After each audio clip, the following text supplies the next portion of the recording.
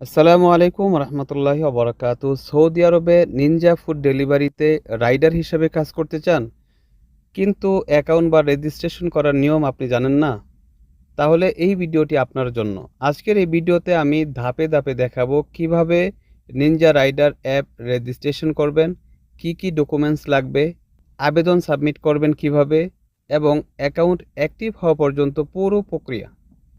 আমি আশা করি ভিডিওটি শুরু থেকে শেষ পর্যন্ত আপনি যদি মনোযোগ দিয়ে দেখেন তাহলে নিজেই Ninja delivery rider apps registration করতে পারবেন। নিনজা ডেলিভারি রাইডার যে অ্যাপসটি আছে এই অ্যাপসটির নাম হলো সামুরাই। এটা নর্মালি প্লে স্টোরে পাওয়া যায় না। যার মোবাইলে আছে তার মোবাইল থেকে শেয়ার ইটের মাধ্যমে বা লিঙ্ক শেয়ারের মাধ্যমে আপনার মোবাইলে নিয়ে আসতে হবে। আমি সামুরাই অ্যাপসটি আমার এক বন্ধু থেকে হোয়াটসঅ্যাপের মাধ্যমে নিয়ে আসছি। সামুরাই অ্যাপসটি ডাউনলোড করার পর ওপেন করবেন। নিচে লেখা আছে রেজিস্টার নিউ ক্যাপ্টেন, এখানে ক্লিক করবেন। অ্যাকাউন্ট রেজিস্ট্রেশন করার জন্য কি কি লাগবে এটা শুরুতেই আপনাদেরকে বলে দিয়েছে। এখানে আপনার নিজের একটা ছবি লাগবে এবং আপনার ইকামার ছবি লাগবে, আপনার গাড়ির লাইসেন্সের ছবি লাগবে। নিচে লেখা আছে রেজিস্টার নিউ ক্যাপ্টেন, এখানে ক্লিক করবেন। আপনি যেই দেশে কাজ করার জন্য আইডিটা রেজিস্ট্রেশন করতেছেন ওই দেশটা এখানে সিলেক্ট করে দিবেন। নিচে নিনজার বেশ কয়েকটা অপশন আসছে, Ninja glossary, Ninja hotel, Ninja restaurant. আপনি যেই ক্যাটাগরিতে কাজ করতে চাইবেন সেই ক্যাটাগরিটা উল্লেখ করে দিবেন।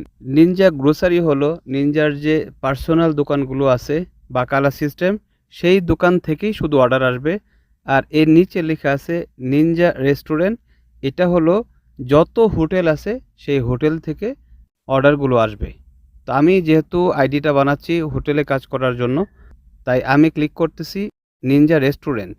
নিচে লেখা আছে মাই সিটি ওয়ার্ক, সিলেক্ট সিটি, এখানে ক্লিক করবেন এবং আপনি যেই সিটিতে কাজ করবেন সেই সিটিটা সিলেক্ট করে দিবেন। নিচে লেখা আছে কন্টিনিউ, এখানে ক্লিক করে দিবেন।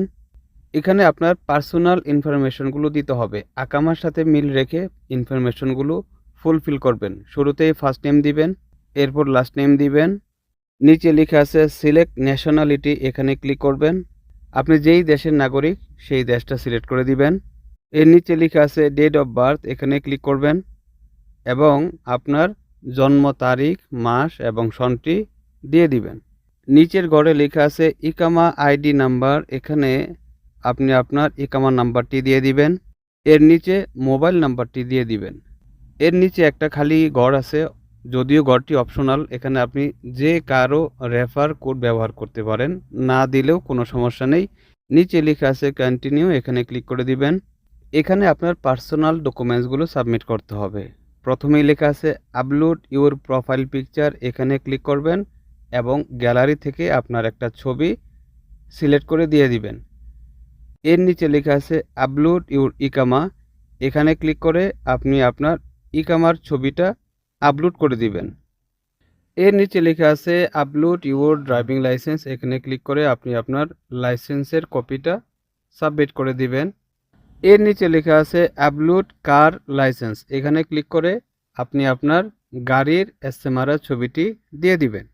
এর নিচে লেখা আছে ভেহিক্যাল প্লেট নাম্বার, এখানে ক্লিক করবেন। আপনার গাড়ির প্লেট নাম্বারটি এখানে দিয়ে দিবেন। শুরুতেই সংখ্যাগুলো দিবেন, তারপর লেটারগুলো দিবেন। এর নিচে লেখা আছে ভেহিক্যাল সিকোয়েন্স নাম্বার, এখানে আপনি আপনার গাড়ির সিকোয়েন্স নাম্বার, আরবিতে বলে সিলসিলা নাম্বার দিয়ে দিবেন। আপনার গাড়ির সিকোয়েন্স নাম্বার কোথায় পাবেন? আপনার গাড়ির যে লাইসেন্স আছে এই লাইসেন্সের নিচের দিকে বারকোডের উপরে বা নিচে 6 সংখ্যা বা 7 সংখ্যা বা 8 সংখ্যা এরকম একটা সংখ্যা আছে, ওইটাই গাড়ির সিকোয়েন্স নাম্বার, সেই নাম্বারটাই দিয়ে দিবেন। এর নিচে লেখা আছে কন্টিনিউ, এখানে ক্লিক করে দিবেন। এখানে যে অপশনগুলো আছে এই অপশনগুলোর মাধ্যমে আপনার টাকাটা কোম্পানি থেকে রিসিভ করতে হবে বা নিতে হবে, বা কোম্পানি এই অপশনগুলোর মাধ্যমেই আপনাকে টাকাটা পেড করবে। তবে এখানে শর্ত হলো অবশ্যই আপনার ইউরপে অ্যাকাউন্ট থাকতে হবে। আপনার যদি ইউরপে অ্যাকাউন্ট না থাকে ওই ক্ষেত্রে আপনি অন্য কারো ইউরপে অ্যাকাউন্ট দিতে পারেন, সমস্যা নেই। উপরে লেখা আছে ইউরপে, নিচে ইউরপে আইবান, এখানে ইউরপে অ্যাকাউন্টের আইবান নাম্বারটি দিয়ে দিবেন।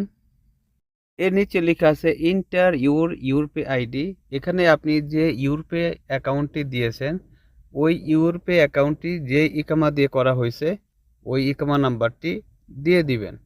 নিচে ব্যাংক লেখার পাশে লেখা আছে অপশনাল, এখানে আপনি আরেকটা অ্যাকাউন্ট নাম্বার অ্যাড করতে পারবেন অন্য যে কোনো ব্যাংকের। যদিও এটা অপশনাল, ইচ্ছা করলে আপনি অ্যাকাউন্ট অ্যাড করতে পারেন, যদি অ্যাড না করেন তাতেও কোনো সমস্যা নেই। নিচে লেখা আছে সাবমিট ইউর অ্যাপ্লিকেশন, এখানে ক্লিক করবেন, সাথে সাথে আপনার অ্যাপ্লিকেশনটি সাবমিট করা হয়ে যাবে। ইনশাআল্লাহ যদি অ্যাপ্লিকেশনটি সঠিকভাবে করতে পারেন 10 থেকে 15 দিনের ভিতরেই এই ধরনের একটা মেসেজ আসবে এবং আপনার আইডি ওপেন হয়ে যাবে। নিয়মিত টিউটোরিয়াল ভিডিও পেতে চ্যানেলটি সাবস্ক্রাইব করে রাখতে পারেন।